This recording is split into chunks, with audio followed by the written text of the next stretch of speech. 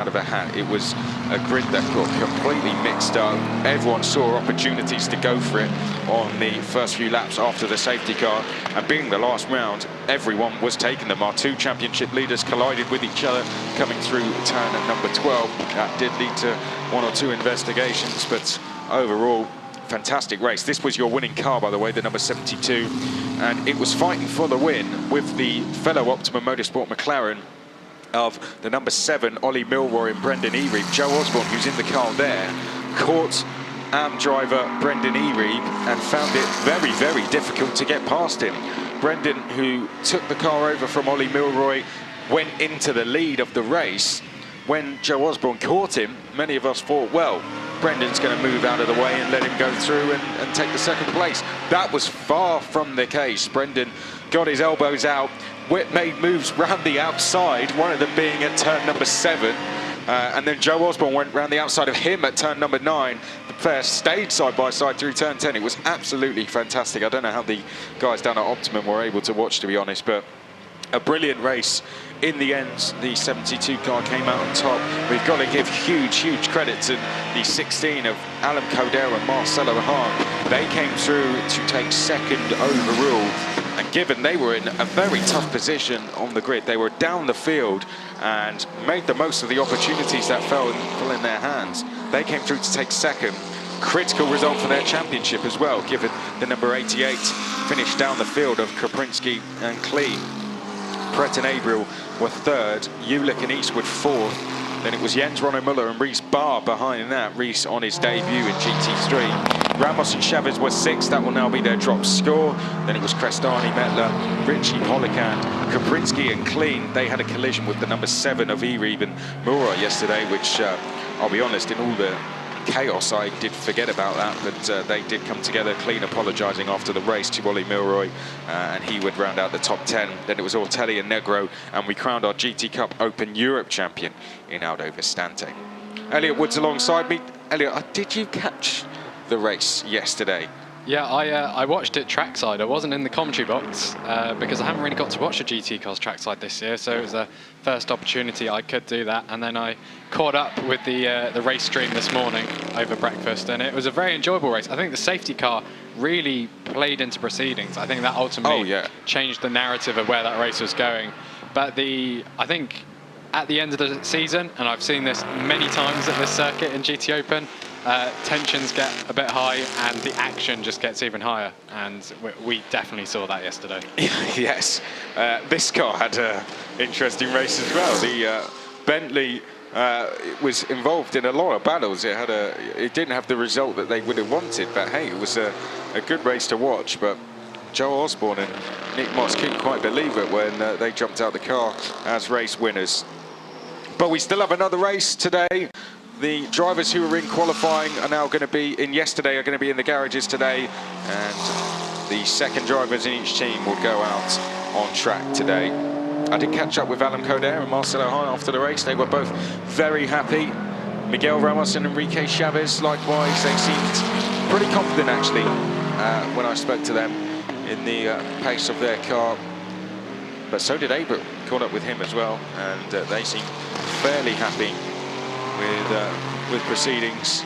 So both the championship leaders, I think they've got the chance to go and do this here, and it's going to be one that gets decided in the race. It's going to be a very interesting race to watch, that's for sure. Well, a fantastic race, but we must now turn our attentions to qualifying because it is underway, and in terms of championship-wise, the cars we're looking out for is this one, the 17 Ferrari and the 59 McLaren. They're the two big players in the championship. Just 2 points between them after drop scores.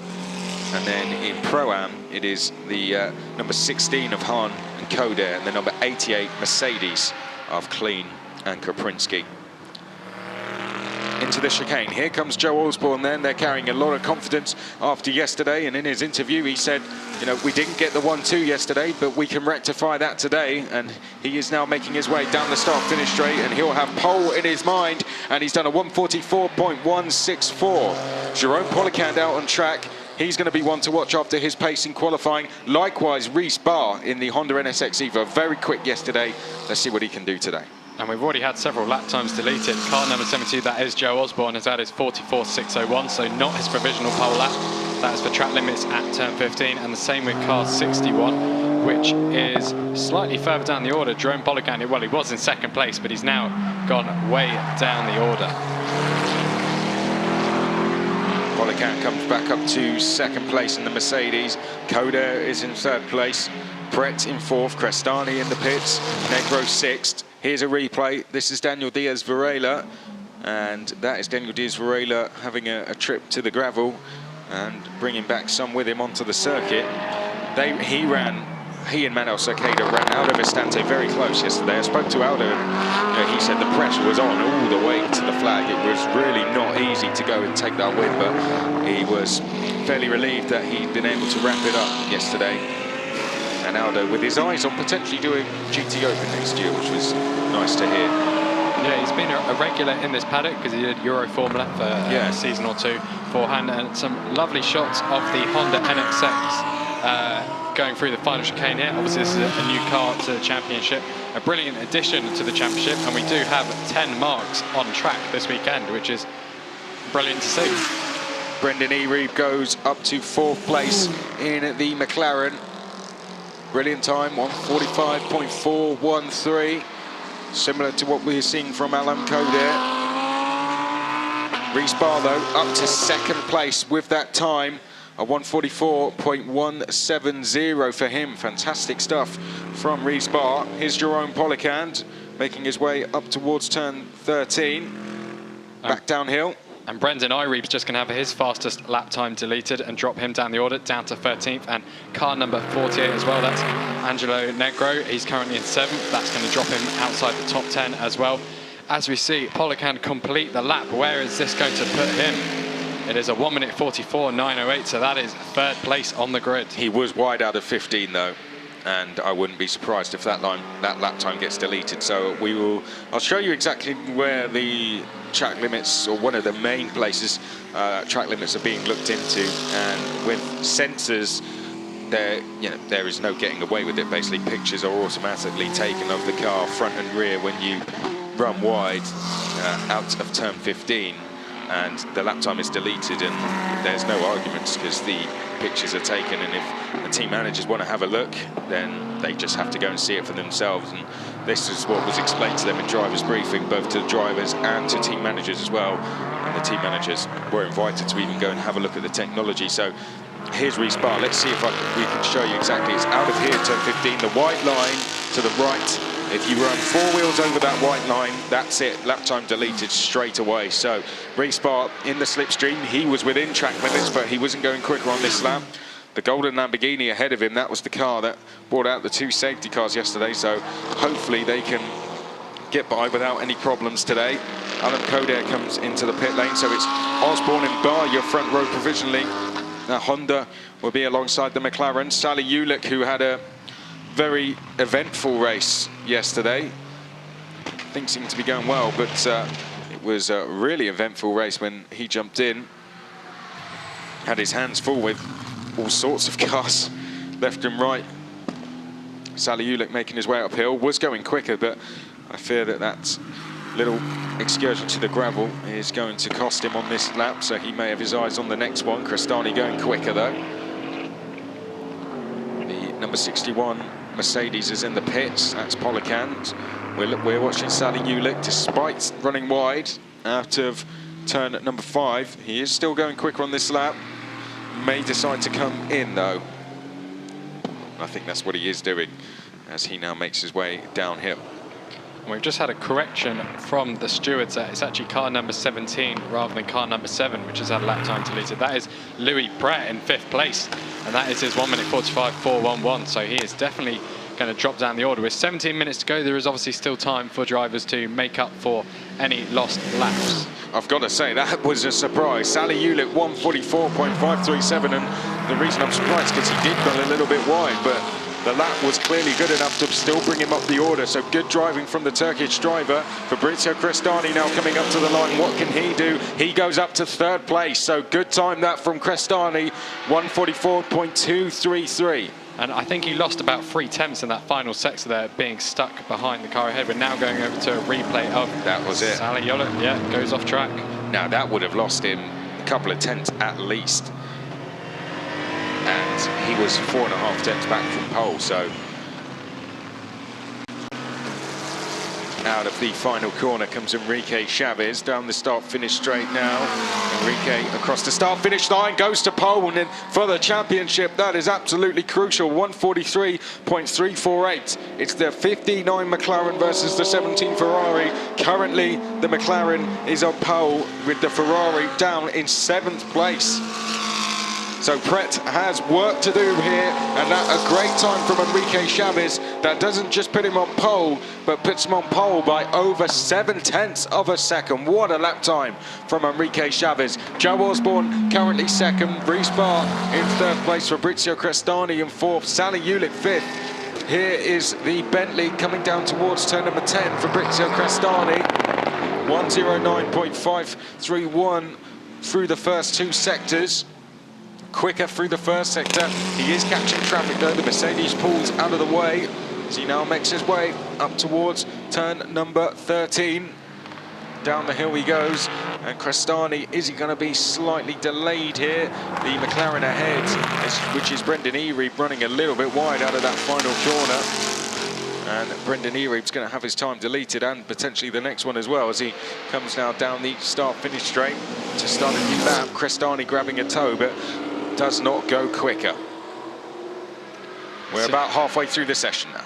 Yeah, and we're seeing some battling again. I think Yannick Mettler, or Fabrizio Crestani even in the car at the moment, has been kind of compromised by some of his rivals on at least 2 or 3 laps now, as we go back to the McLaren, who is leading the Ferrari. So the Ferrari's going to be on the receiving end this time, unless he goes to the pits, which I think he's done twice now when he's found traffic at the end of his lap. Enrique Chavez will cross the line. I don't expect an improvement here.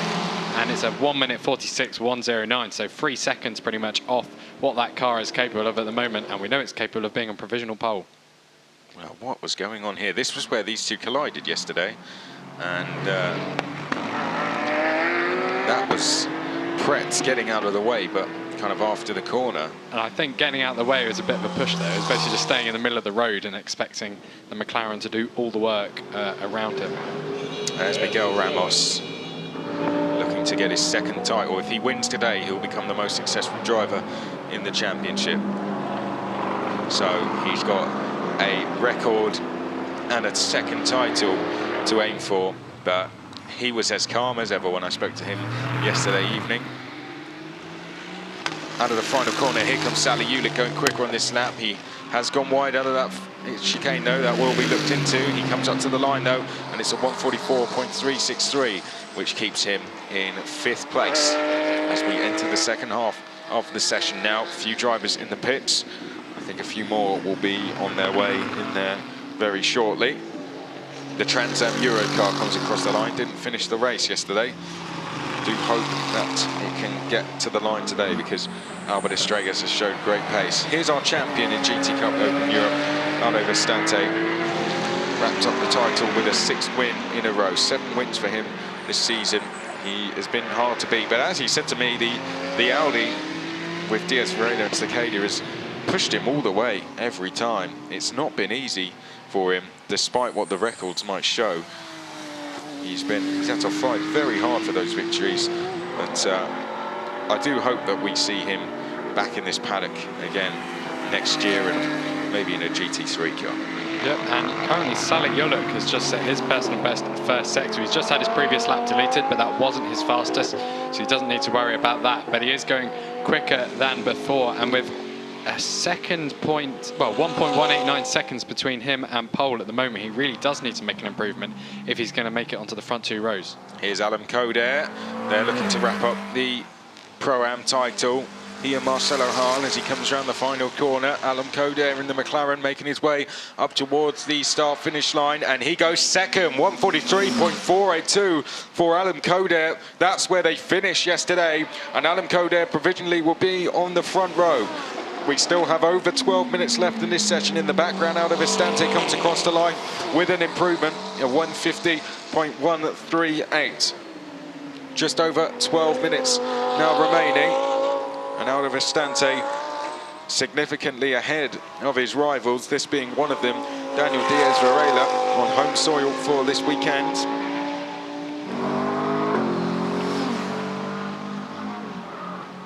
Just see the Ferrari going across the line to start another lap. Most cars currently in pit lane. Mark Rostan comes across the line. Cristani has just entered the pits ahead of me. We're watching Daniel Diaz Varela, who is going quicker on this lap. It's a personal best through the first sector for Diaz Varela. Villanueva crosses the line and improves, does a 151.619. Alan Coder going quicker again. He's done a purple first sector. This is the other Teo Martin Motorsport run McLaren. The second of them currently on pole position, so it could be a big day for that team.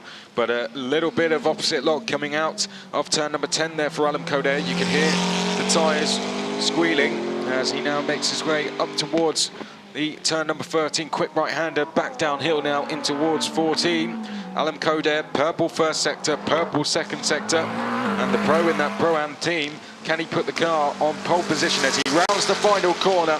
Up to the start, finish straight he goes, and Alan Coder makes his way up to the line and does a 143.680. So potentially that mistake we saw out of 10 has cost him from going any quicker, but nevertheless, great consistency. Right, this is important. Second in the championship on drop scores, lead the way. This is the provisional championship leader down towards the chicane. Louis Pret needs to get as close as he can to Enrique Chavez. A lot of pressure on his shoulders with just 10.5 minutes remaining in the final qualifying session of the season. Down the start, finish straight he goes. He needs to get up to the top and does. 143.031, and that is provisional pole position for Louis Pret. A brilliant lap by the Ferrari driver there. That means there's now 1.91 seconds covering our top 8 cars. And Sally Yulik still 1.5 seconds behind. He's currently in the pits with 10 minutes to go. I expect these drivers to remain in pits for another few minutes and maybe have 2 flying laps at the end. Well, that's imagine that. 2 of our 2 championship rivals going head-to-head on the front row to decide the title. What a race that would be, and I'd say handicap-wise, they're going to be fairly similar. There's not going to be a huge amount of difference between them either. Those get decided after qualifying, so we'll let you know those going into the race. But this could be a very good race. Could be, I'd say it will be. It'll be a showdown, but this could be very interesting if we have our top 2 in the championship on the front row to decide it. Brent's not done yet, though. He's done a pretty decent first sector. Can he improve on this lap? I hope, well, I don't think he will after the first sector, but I hope our top 2 remember that the race is decided on the final lap rather than going into the first corner if they are going to be sharing the front row later today. As the Mercedes goes past our GT Cup Open Europe pole setter Aldo Festante, who currently has a 1.48 second gap to Rafael Villanueva, and there's quite a big gap between the front row of the GT Cup Open drivers and then Daniel Diaz Varela in third, who is almost 4 seconds further back, although he has just improved, so he's now only 6/10 off the front row. Patrick Kaprinski pulled off some great moves yesterday. I know it went wrong for him in the final few laps, but he did a great move on Sally Yulik to get himself up to second as he comes round the final corner and up towards the start-finish straight. Patrick Kaprinski still learning, really. He goes to 9th, 145.310 in his second year of racing. Here's Patrick Kaprinski. Good to have a chat with him this weekend. He and Christian Clean still with an outside chance of that Pro-Am title. Reece Barr as coming up now to the long right-hander at turn 12. Teenager in the GT3 car for the first time. He's tested this car a couple of times, not at this track though. So a lot to learn for him this weekend, but he was fighting with both the championship rivals yesterday, and this is going to be exciting to see him start the race as he now comes out of the final corner and down the start-finish straight. Reece Barr makes his way across the start-finish line, and a 143.308 out of Estante's beached in the gravel. What a shame. Now that could bring out the red flags, and Reece Barr has just got himself on the front row. Here's what's happened. Out of Estante, he's had a big off there. Red flags come out, by the way. It looked like he'd already gone off and then the rear end stepped out, and at that point you can't can't do anything because you're heading backwards into the gravel.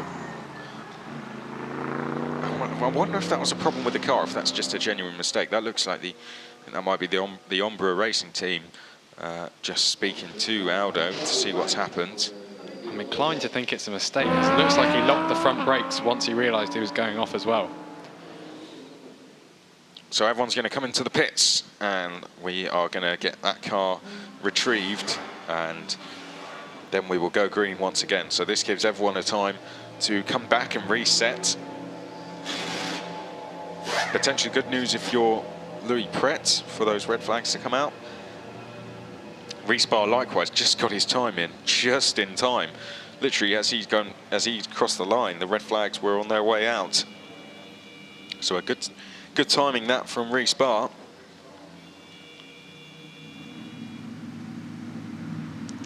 There you can see the Honda NSX. The first time we've seen the Evo version of that car racing in this championship. And there's Jerome Polican. He's been showing some good pace this weekend. Nice to come and have a play. The Ecker ASP team manager. Very good record as well in racing, as I'm sure many of you know.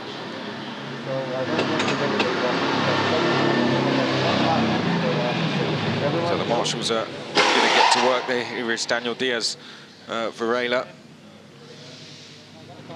That Poro Motorsport team, Catalan based, so this is a real home race for both one of the drivers and for the team, so they'll be really hoping to go with a win. So here's one of the two title contenders in the overall standings, the number 17 of Louis Pret, and he currently sits provisional pole position with a 143.031, and here the second of them, who currently starts from third place, Enrique Chavez. Who's your money on? It's Ferrari versus McLaren. Battle of manufacturers we've seen many a time. This is the car that could crown themselves Pro-Am champions today. That race yesterday has given them one hand on that title with what happened to the 88 of Klein and Koprinski. They took advantage and got one of their best results of the season. Jerome Polican here will start the race in the number 61 Mercedes. And the car being retrieved of Aldo Vistante, so everyone in the pits. Here is the Optima Motorsport Brendan Ereeb. So far, he is in 10th place, still has some time to go, and the car of Aldo Vistante has now been cleared and is on its way. Oh dear. Gravel all over the circuit. So I'd say they're going to have to be careful through turn 3 on the first lap. And straight away, Sally Ulick, I think, is going to be the first one to go back out onto the circuit when the lights go green. I think Aldo Vistante can claim that was his Halloween candy, just hidden in the back of his Porsche that's just fallen out all over the track. At least he's got going again. There's Joe Osborne, winner yesterday. Currently 5th in this session. So top 10 RSO, Pret, Barr, Chavez, Coder, Osborne, Crestani, Ulick, Polican, Koprinski and Ereeb. This is Angelo Negro in the number 48, we can see on screen. Runs in 12th so far. Let's see if he can get any closer to the top 10. 7.5 minutes are on the clock. Red flag is out. We wait for the lights to go green, and then we will decide who is going to be our last pole sitter. Here is Reece Barr, 19-year-old, a Jazz Motorsport development driver. Currently put himself on the front row. The first set out, and then you guys at Synergy Driver Performance there, just having a chat with him. This is a championship he's looking into doing next year. So I spoke to Reece on Friday, and he said that was one of the reasons that they'd come and do this. His last race, though, was over a year ago, Reece Barr. He hasn't raced for over a year.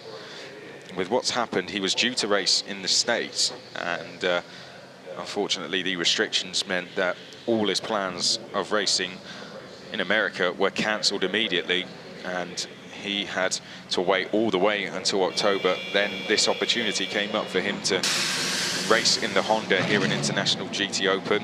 He took it with both hands, and if anyone thought he was going to be rusty, himself included, that's certainly not been the case. Basically, it's been very similar to what we saw with Tom Canning, who was around the same age, hadn't raced for over a year, first time in a GT3 car, and he put himself on the front row. Reece Barr looking to do the same. That's fantastic to see that we're, over the last 2 races, having young drivers coming into the championship and really making a name for himself on the world stage.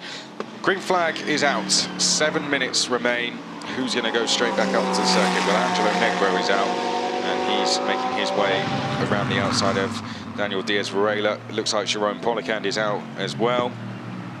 Sally Ulick was first in queue. He's already straight out onto the circuit. Lap time 1:43 around here. Here's Aldo. I think that might be session done for him.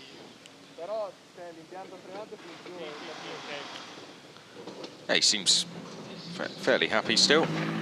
Thumbs up. It's, I think he wouldn't have been far from calling it a day anyway in qualifying.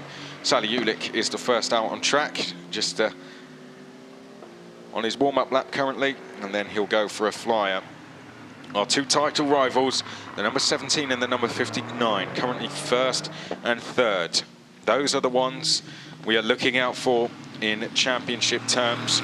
We are also having to keep our eye on the number 16 in the Pro-Am class, who's in a fight with the 88, but the 16, it's gone from a fight to one to lose now for the 16 of Coder and Hahn. They were very happy yesterday when I saw them.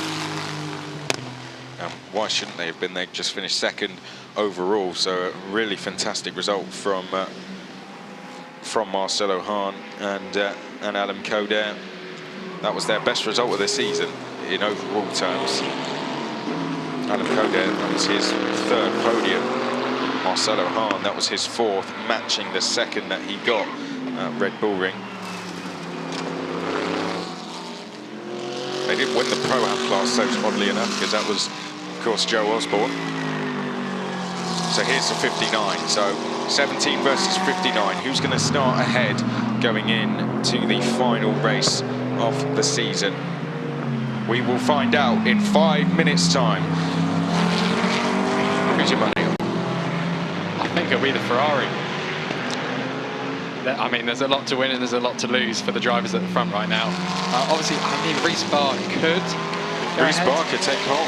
But as you've given a lot of context to the position he's in going into this weekend, I don't think he's going to have the edge over the title rivals who are going to be putting absolutely everything on the line trying to get pole for the season finale. Now here's something to take into account. If Reece Barr is on pole and Louis Pret is second and they get a gap, all Louis Pret needs to do is finish behind Reece Barr to get the full 15 points and effectively, in championship terms, win. Because Reece Barr this weekend will not be scoring any points, nor will he be blocking. So if Pret finished first, Barr finished second, and Chavez finished third, Chavez would still get the points that he would for finishing in second, which is a very good system, actually, because I've done other championships where, particularly lower down in the sport, where teams would bring in drivers to block points. But the no blocking of points is a good system, and Reece Barr will not be able to do that. So that's one thing we do need to keep into account. However, he can get in the way of the 2 title rivals, and that would help one and maybe go against the way of the other. And we've already had an improvement. Angelo Negro has gone 11th fastest. He is currently 6th in the Pro-Am classification. Louis Pret's now on his first flying lap as well. And there's only 3 minutes 20 to go, so I'd expect there to only be 2 flying laps each of these drivers. And if they encounter traffic, you know, one of those laps could become redundant. Ulick's run wide there. That's a mistake from Sally, and that's going to affect his lap.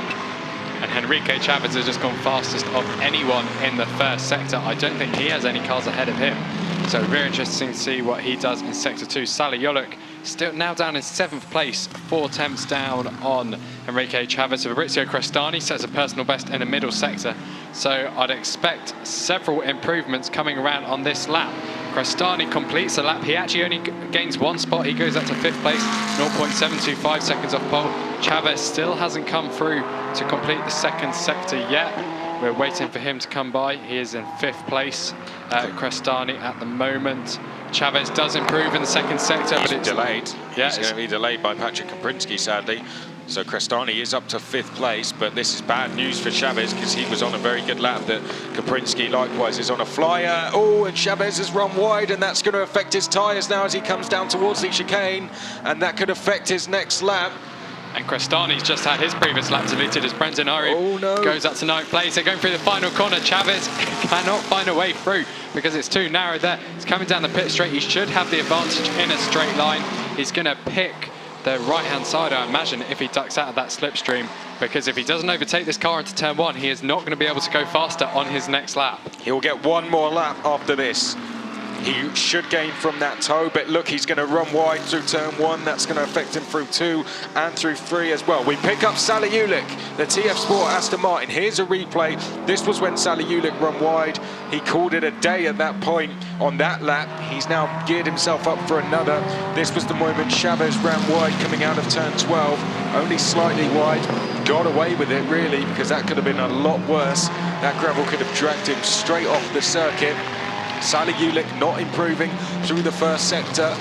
Out there, no one really improving. Angelo Negro is improving, though, through the 1st sector as we now make our way downhill.